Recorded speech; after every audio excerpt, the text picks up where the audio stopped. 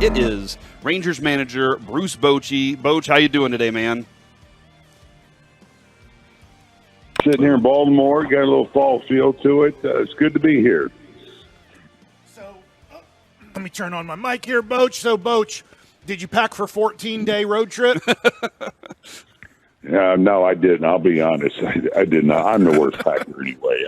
I'm just not real good at organizing every day. Some guys are, have it down. I'm usually in a rush mode, but I've already. I did a little shopping though in Anaheim. Bobby Wilson went to this Travis. I think it's Travis Matthews store, and so I gave him some money, picked up some shirts for me, and so he loaded me up. So I'm good to go. Yeah, that is kind of. Do you think it's kind of galvanized the team that they're kind of used to it at this point, being on the road as much as they have been? I think so. I think it's a good point. I mean, we feel like we're on tour here. Just traveling around all the ballparks. This is what our fourth ballpark, but we've had some days off together, some celebrations together. So. It's been quite a ride, ups and downs as we've had all year, but it's been good. We have our own little breakfast room every day now since the postseason started. So guys meet down there, and they hang out during the day or after the game. So it has, I think, helped bring the team together even closer. Boch, I love what you're saying because this road trip, L.A., Seattle, Tampa, and now Baltimore, and we don't know what's going to happen in Baltimore, but it feels like it's defining the 2023 season, like it's bringing it all together. There's a hot streak, then a cold streak that you didn't see coming, and then off of that, you're like, gosh, how are these Rangers going to play after that? And then you play some of your best baseball in these last two games. It has been, quite the season as far as the roller coaster ride we've been on. I keep using the one road trip where we went up to Toronto and we couldn't have played better, and then we go to Cleveland, who was struggling at the time, scoring runs. Their pitching wasn't doing that good a job, and looked like we never played. So it's kind of been our deal.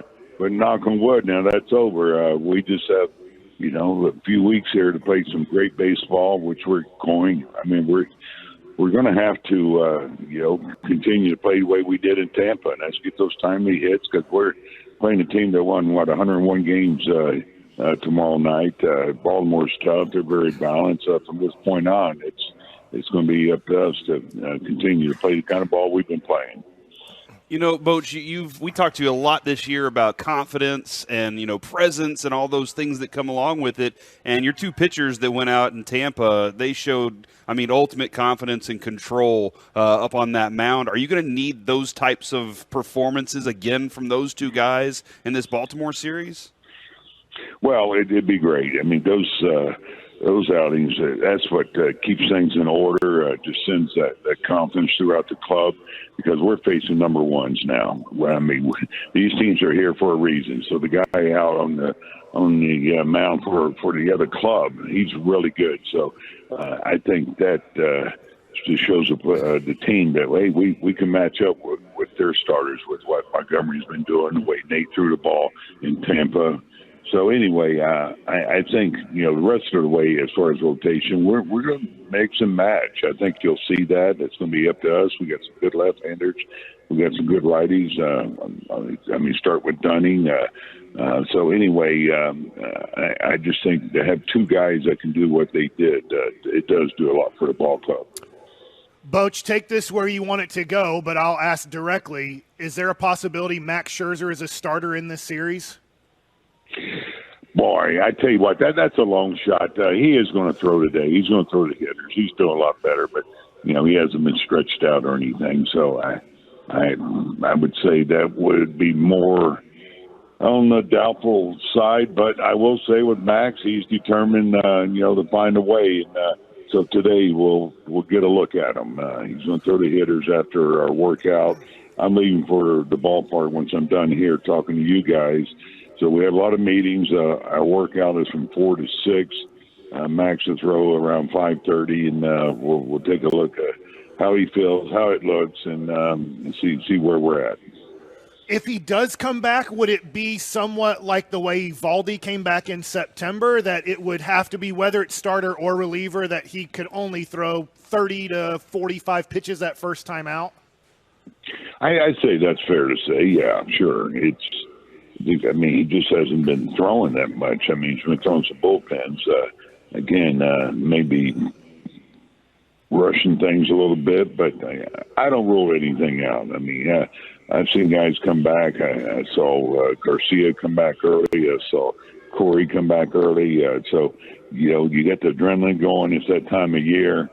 They all understand, we're baseball. Its season is almost over. I mean, we got another 3 weeks here of baseball. So it's not like you can take your time and get ready in a month or so. So who knows? We'll see.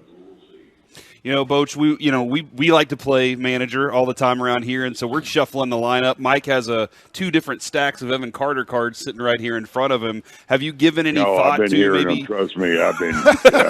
Yeah, trust me. When you're going there, yeah, we just talked about it today, and we've been talking about it for the last week. So no, that's trust me, that's been on the table, and it can happen. I can tell you that.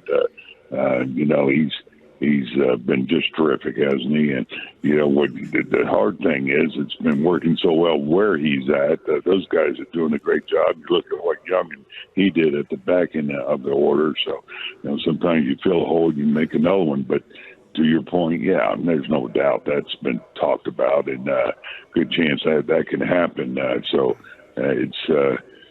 It's been really cool to watch his kid do what he's done, and so I'm amazed at how well he's handled himself. I just ran into him downstairs, and it's just another game to him, man. It's like he's playing American Legion ball, and just having fun with it.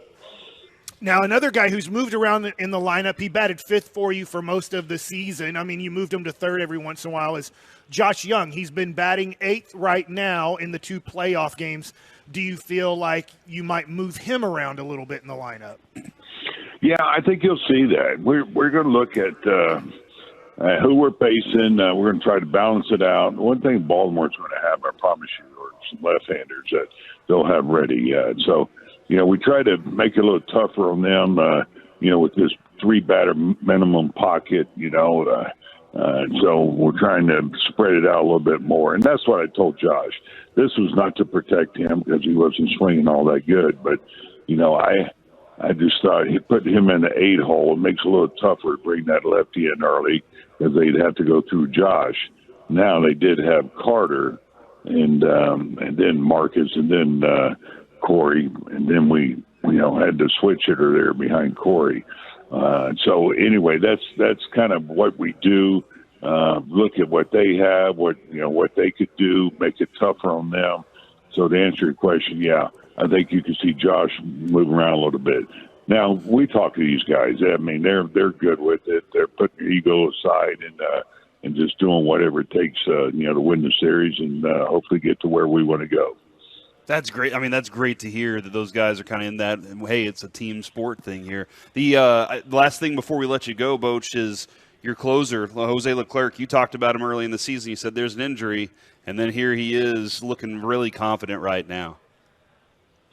I agree with you. Oh, man, I tell you, this is Jose I had heard about and saw, in some video when I first came up here and when I went back and looked at some games, and he just was not healthy at the beginning, but we knew there was something going on. That's why we didn't let him pitch at WBC. But he is pitching with confidence. He wants to be out there. He's hungry. And now Chappie, we're giving him his rest. So that's good to have two guys rested up, to start this series. And really, it's kind of although we didn't need many relievers in that Tampa series, but you look at Sporzy, what he's doing. So we kind of have things in order here, which is a good thing because you guys have seen how we have battled this all year.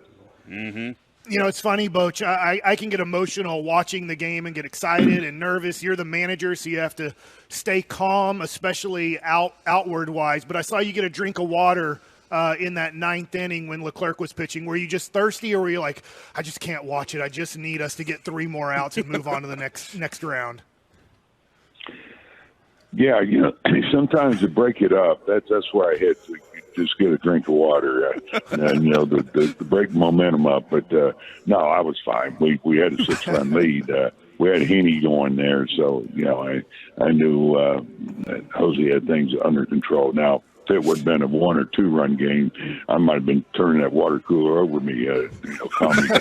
But it's hey, you throw them out there and man, just pull for them. But we're like you guys. We're on the edge of our seat. Don't let my expression sometimes belie what's going on. I mean, our wheels are turning there too. Well, Boch, we really appreciate you hopping on with us today. We look forward to seeing everything this weekend, man.